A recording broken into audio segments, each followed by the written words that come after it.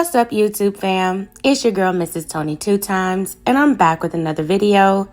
In this episode of Hood Tales, I will talk about the case of how a mother and her two children lost their life senselessly at the hands of her ex-boyfriend. Before we get into this video, welcome if you're new here to our channel. Please feel free to subscribe. Click that notification bell to get notified every time we upload. If you're rocking with the content, smash that like button. Share this video with everyone you know.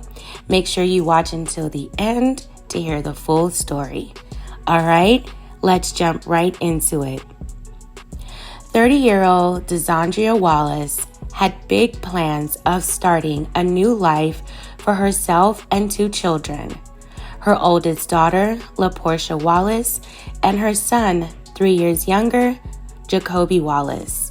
She decided to move them away from their hometown and embark on new beginnings where they could be closer to family.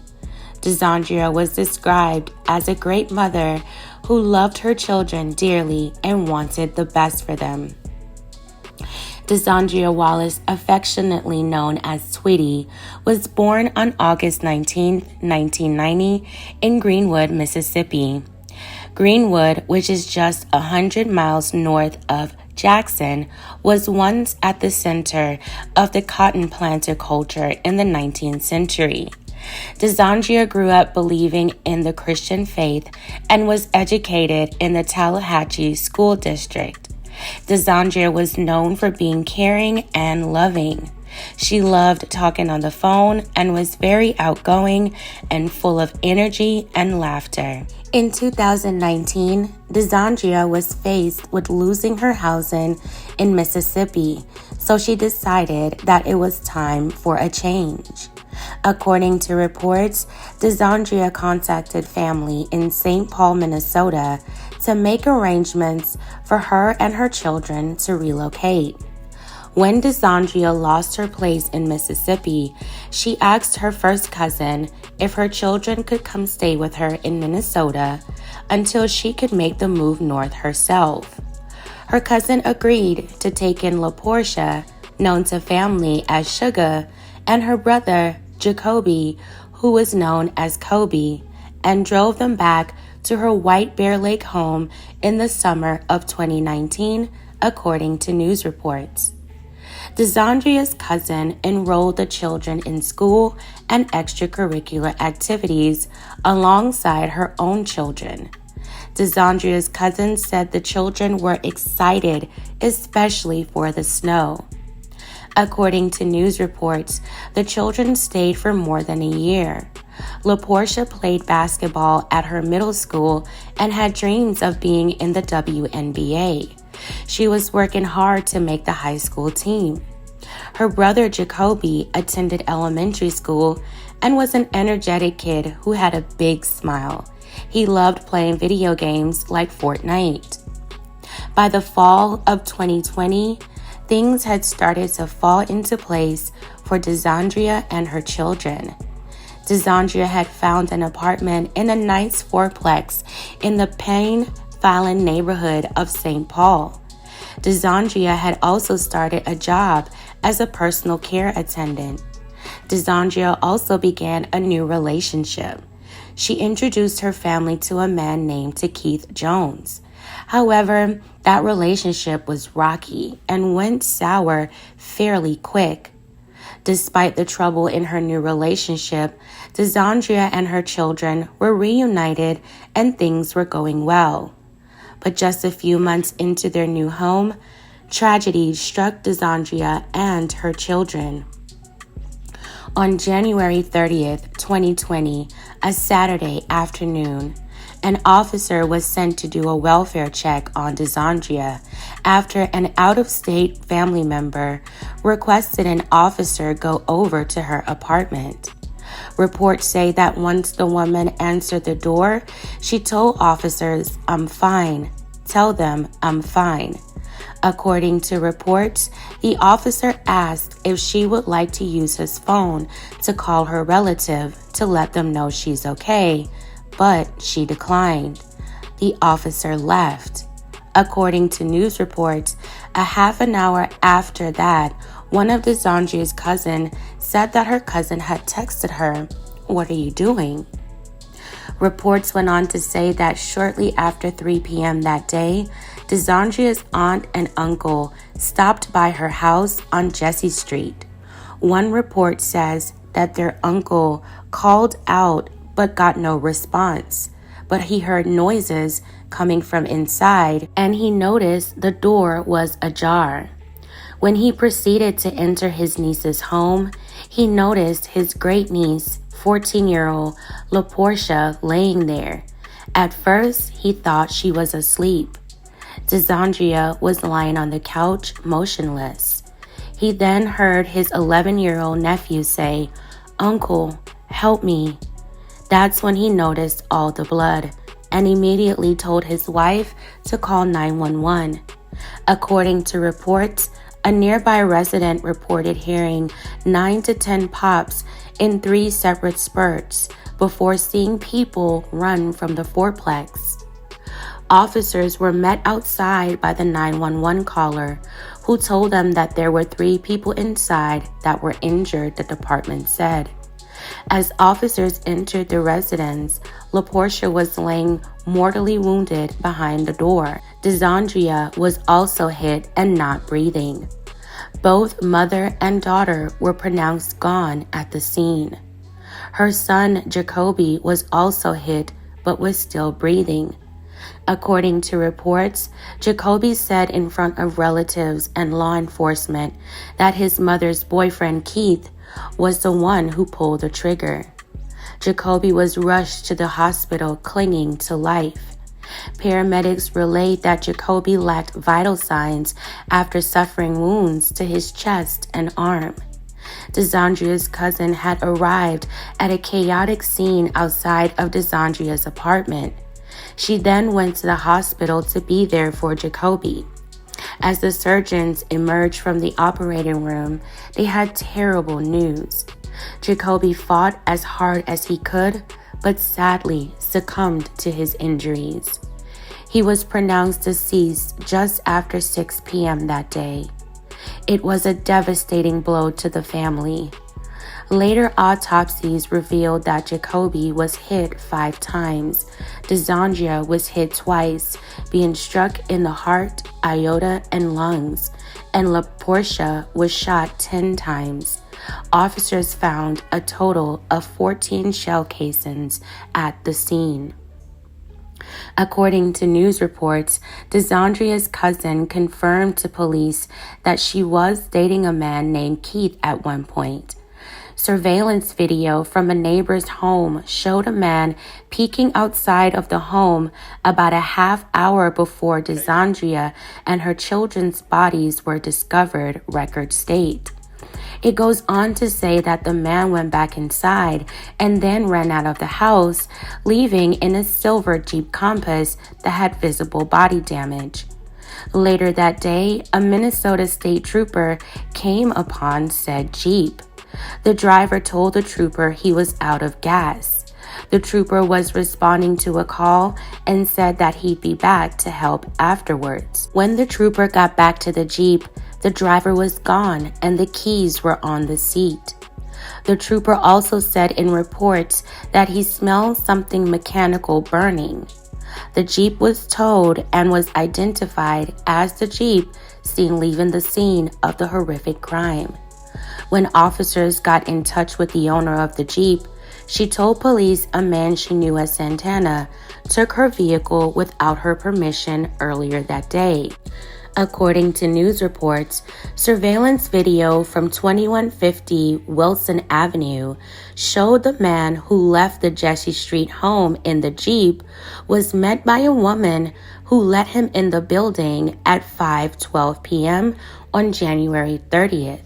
Officers identified the man as 26-year-old Keith Jones and executed a search warrant the next day, where they found a gun that was later confirmed to be the weapon used to kill DeSandria and her children. When the SWAT team descended on the 2150 Wilson Avenue apartment, they arrested Keith Jones and took him in for questioning. According to reports, the name Santana was an alias to Keith used on Facebook. Officers then spoke to DeSandria's nephew, who said to Keith was his aunt's ex-boyfriend.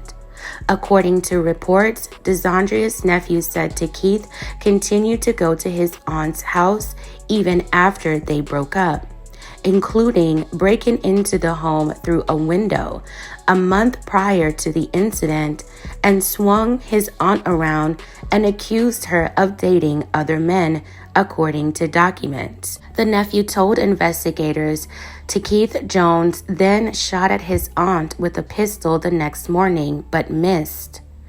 The nephew identified a photo of Keith from Facebook as his aunt's boyfriend. Police were not aware of that incident, charges state. The nephew said DeSandria began seeing someone new on January 10, 2021. According to TwinCities.com, DeSandria told her best friend that she was trying to leave Keith behind. In the summer of 2020, her best friend said she was there when the couple argued. According to the best friend, Keith Jones said something to DeSandria along the lines of threatening her life and saying that there ain't nothing your family can do about it. DeSandria's best friend said she used to cry to her about the names that Keith called her. Her best friend said she went to DeSandria's East Side home a week prior to the incident, and she said Keith opened the door holding a weapon. She thought maybe someone was after him and that's why he had it. She said, "I never thought he was going to use it against her and her kids." Despite these incidents leading up to that grim and dark day, there were no complaints filed with the St. Paul Police Department involving the estranged couple. A cousin told the Pioneer Press that DeSandria Wallace informed her in November or December of 2020 that she was 2 months pregnant. News reports revealed that once Keith Jones was taken into custody, he agreed to speak with detectives. He told them he had been in Minnesota for about 8 to 12 months and that his brother had been slain several months before the incident. Keith Jones said he was going through a life experience that he didn't understand and that he was going to save someone so that they wouldn't have to go through what he did, the document said.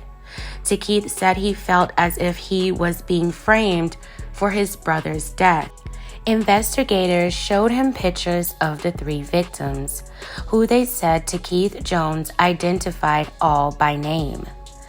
Keith at first claimed that he had not seen DeSandria Wallace for several weeks. He later admitted to being at DeSandria's on January 30th, eventually admitting to shooting the family.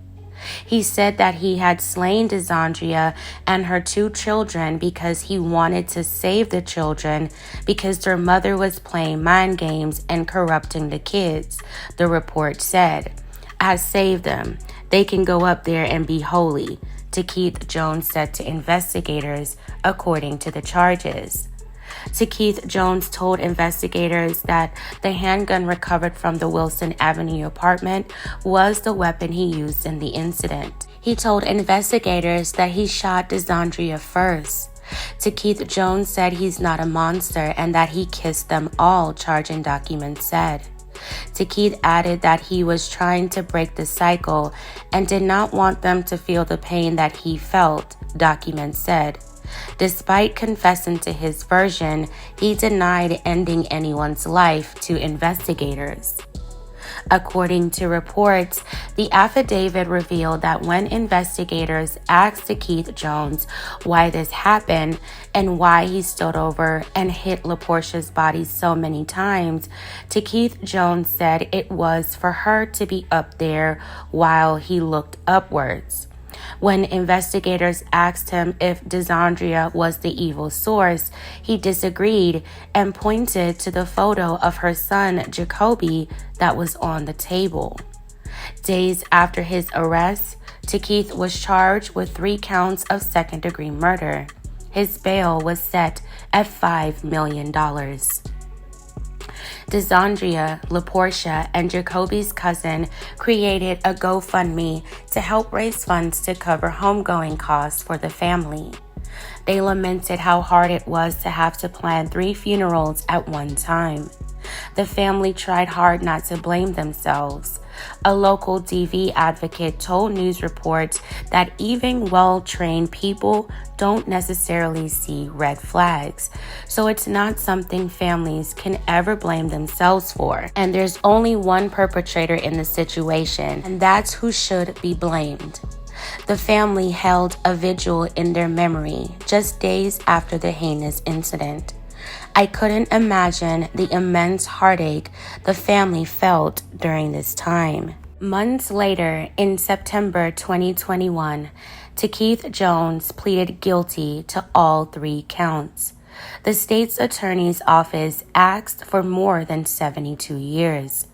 According to the arrangement, if Keith Jones is a model prisoner, his sentence could be reduced to 48 years, but he would still be 75 years old when he's released.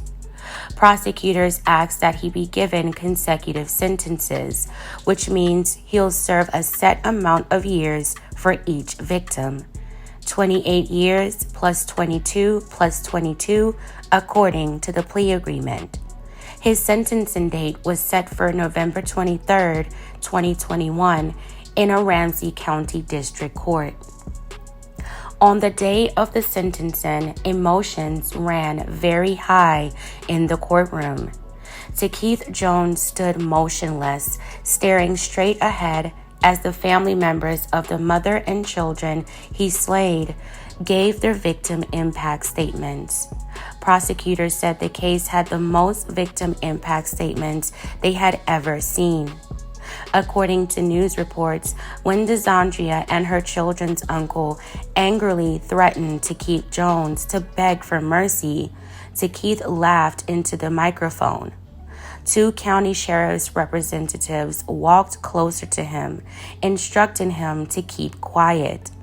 Unable to handle the stress of the hearing, 5 other representatives stood around the courtroom as emotional members of the family came and went. DeSandria's mother told the court, "I will never forgive him for what he did to my daughter and grandchildren. I hope he rots in hell."